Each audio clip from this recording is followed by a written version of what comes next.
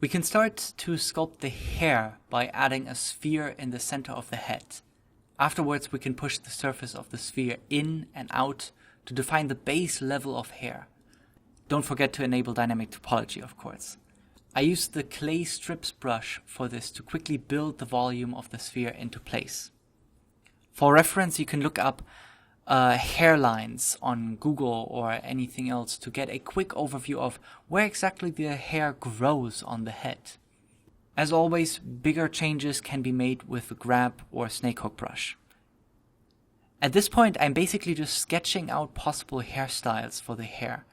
At first, I thought a curly hairstyle would look the most natural, so I used the draw brush to just sculpt in a wavy pattern on the hair. This would then lead to another sphere for a bun.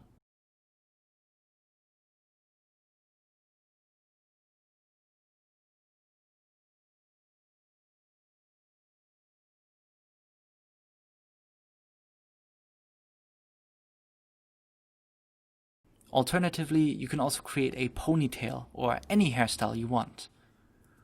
For the longer clumps of the hair, I used the skin modifier. What a skin modifier basically does is create a tube out of every edge of your geometry.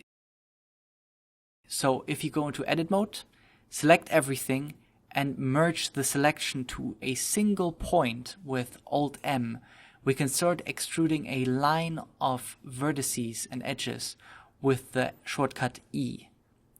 If we then add a skin modifier, these edges will become thick tubes with evenly sized faces.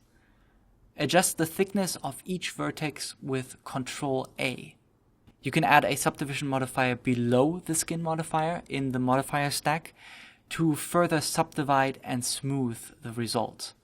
You can also add one above the skin modifier, and that will make the original edges more subdivided and smooth as well.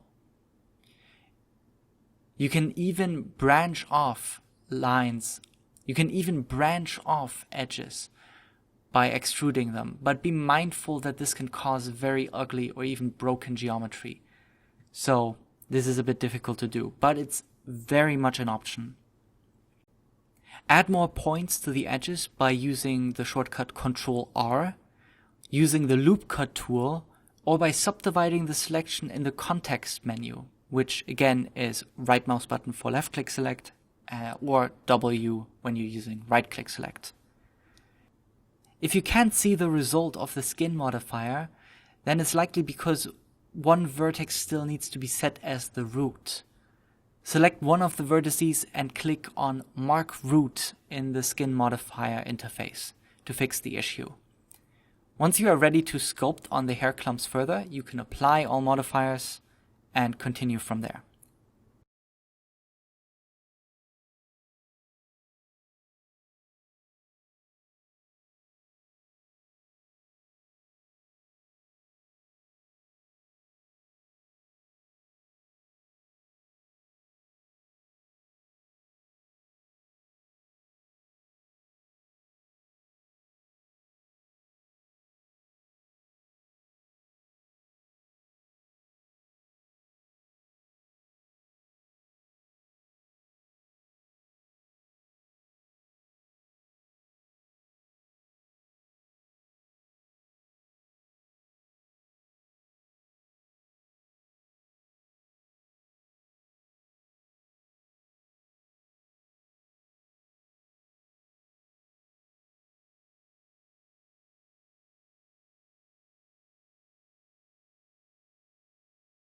Especially for these tubes of hair, it's important to manage the volume well.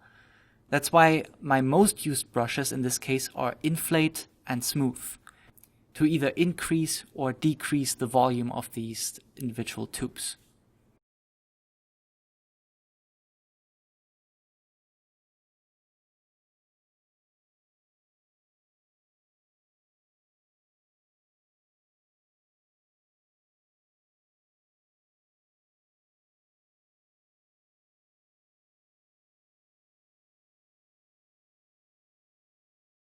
Again, once you have a rough layout of what the head and the hair looks like, you can add vertex colors to the objects by filling in one color with Shift K.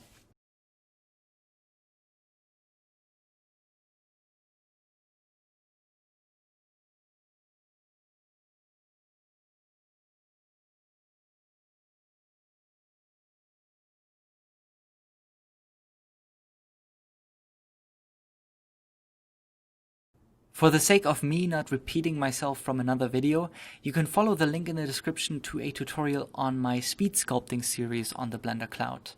There I explain a bit more of the theory and techniques on sculpting hair in Blender and how to get more appealing shapes and more of an appealing flow from it.